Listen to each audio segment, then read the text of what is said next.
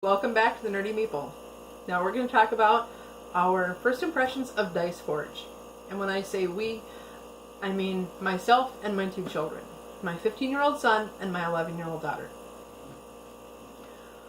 So I do want to put in context that we are fairly new to modern board gaming. We've only been playing modern board games for about 6 months, so our experience with them is limited.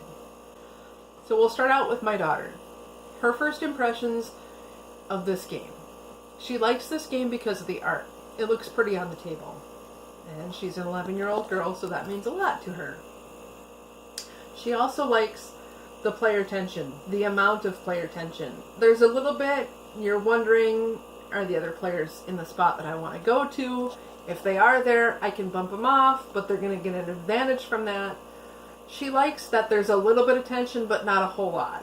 Especially being that it's such a short game. The one thing that she doesn't like is in the reference book and the rule book, it's easy to find the answers for myself and my son, but my daughter's dyslexic and the text is so small. I'll show it to you.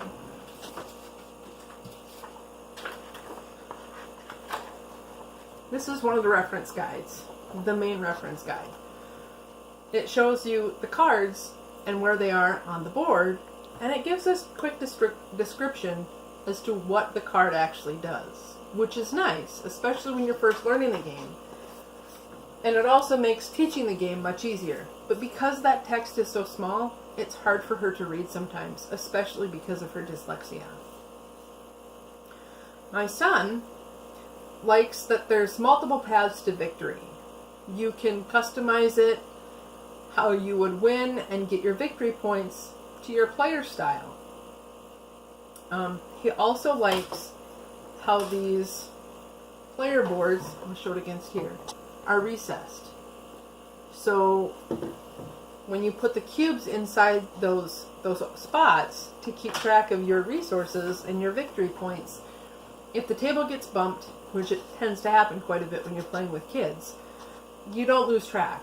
It makes things a lot easier, especially if you have to get up and do something real quick and then come back to playing the game. The one thing that he doesn't like about the game is that he's colorblind. And we've found that most modern board games that we've played thus far aren't colorblind friendly. So he needs some clarification what some stuff does or what color things are. But for the most part, both of the kids like it.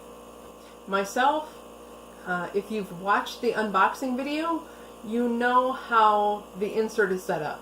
That insert makes setting the game up really easy. It also makes putting the game away very easy, which means that setup, playtime, and then picking the game back up and putting it away, we can do in a half hour or 45 minutes at the very most, which is nice if we want to fit a game in and we're running late for bedtime that night.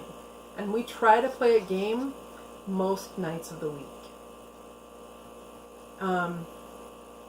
I also like that it does have that reference sheet. Like I said, it makes learning the game a lot easier. I personally do wish that it was a little bit heavier. It's something that's easy enough to play with my younger daughter. I had mentioned before that the box says for ages 10 and up.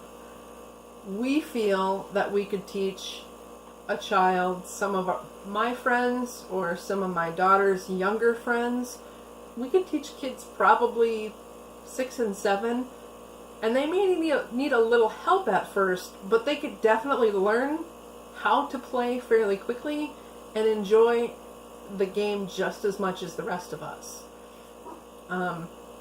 So I like that it's really family friendly, and it's something that I think would be a great gateway game for people who have only played games like Sorry and Monopoly and don't really care for them. This would be a great game to introduce them to modern board gaming, and that it's not just about roll the dice, move to where you're told to go, and there's no options. Here you have options, you have decisions you get to make, which is what we really like about modern board games.